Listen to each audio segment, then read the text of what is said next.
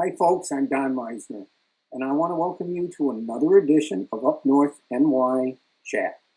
And today we're going to look at a video where I was fishing with Terry Sutton. Terry was a soldier, he was one of my guests on a TV show. But this is a pretty interesting day because we were fishing for muskies. Little did we know we were going to tangle with a giant walleye. So I want you to look at this now, and then a little later, my buddy Russ, Eddy, and Dave Swanson are going to talk about this. So let's take a look. Look at the size of this walleye. Holy cow. I can't believe it. That was nice. I can't believe it. That means there's more here. We were just talking about that on the way up here too. I am absolutely flabbergasted because this is a big, really big walleye. You know how dangerous that is?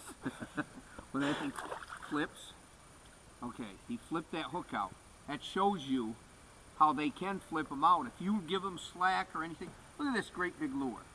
It's a big musky lure, big musky hydra. And I felt that strike and I'm going, guys, big or no, I was saying big musky, big musky. And then I saw it and I'm thinking, it's not a musky. Have you ever seen these? No, I've never seen a walleye. You haven't? Nope. Let's see if I can get him out of here so you can see him. Look at this fish. Holy cow, this is a beautiful, beautiful walleye that you didn't catch. I wanted you to catch it. Nice. 10-pound fish? Yeah. Is that a fair estimate? Yes, 10, 11, 12. 8. Yeah, I can call him anything I want, right? Well, Russ and Dave, you guys were there that day. You saw that happen. And the neat thing is, we were fishing for muskies. And you get a strike with one of those great big lures, the pole doubles up, and I was sure I had a muskie. And I'm yelling to you guys because we hadn't had a fish in a long time. Muskie, muskie. And we get it up, and it's this beautiful golden walleye. And I know you guys have seen this type of thing before when you go out fishing in the Grasse River. Yeah, actually, the interesting thing is the numbers of walleyes that you bump into from time to time. A side note, one day I went out and I caught 7 in a row. As you said, I don't know if it was in this particular video, but you've often said you catch one and there's more. Frequently that happens.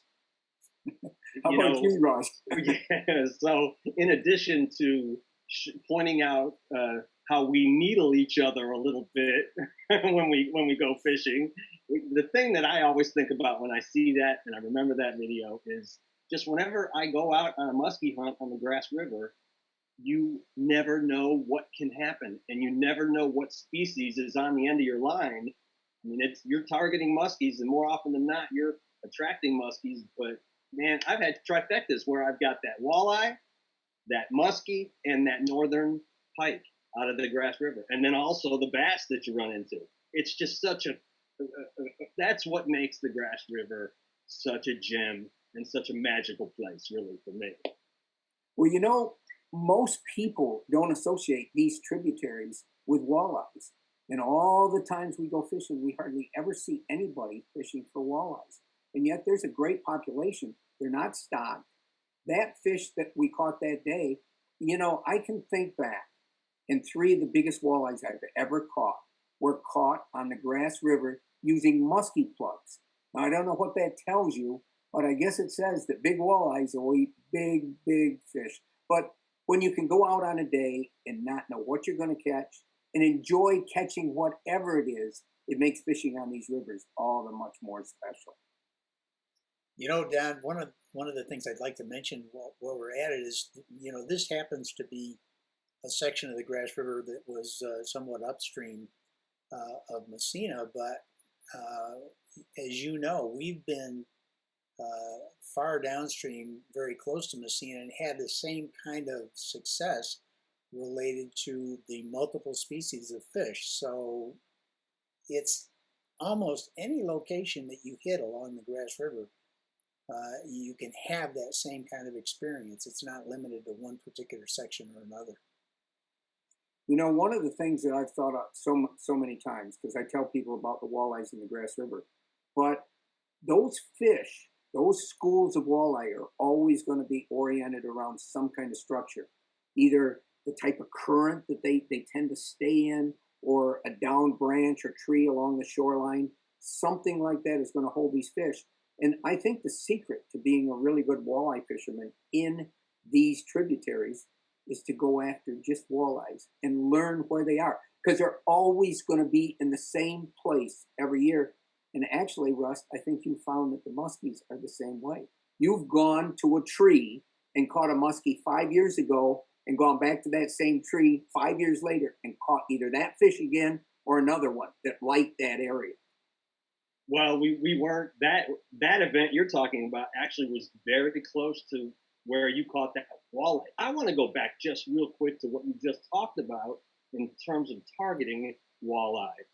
And I have tried that on a few holes on the Grasse River where that are, well, at least by folklore, have had old walleye. And I've been out there with you and done that as well. And so again, I want to go back to the learning curve, because early on in my muskie career, those fish were few and far between.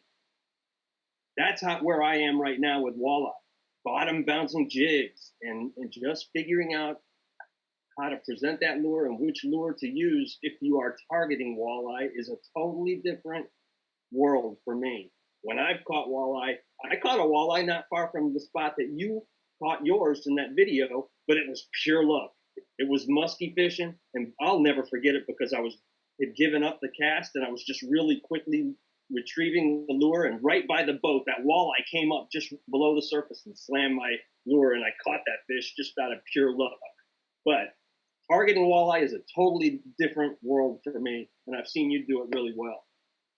Well, I don't know how well I do it, but I do know, and and this is the last thing I want to talk about in this week's segment, but there's a stretch of the Grasse River that we always go to. It's full of bass.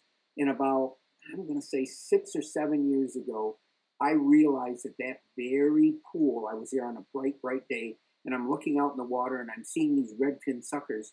And all of a sudden, not 10 feet from me, there's these walleyes swimming there. And I started catching those fish. And every time I go back to that pool, I know the part of that shoreline where those walleyes were going to be, and I could catch them every single time if I cast. Here's something that I found with walleyes. With bass, you're usually going to catch that bass the first cast. With muskies, the first cast that you bring it into their area, they're going to respond. But with walleyes, a lot of times it can take you 50 casts before you trigger one of those fish to move its head a little bit and grab that jig or whatever you're using. So each species has a little bit different habits. They require a little bit different technique to catch on a continual basis. But I really think that there's a bonanza of walleye fishing in these tributaries that we haven't uncovered yet. And so if we do, folks, we will show you the video. We'll talk about it. And until next time, I want to thank you for joining us here on Up North NY Chat.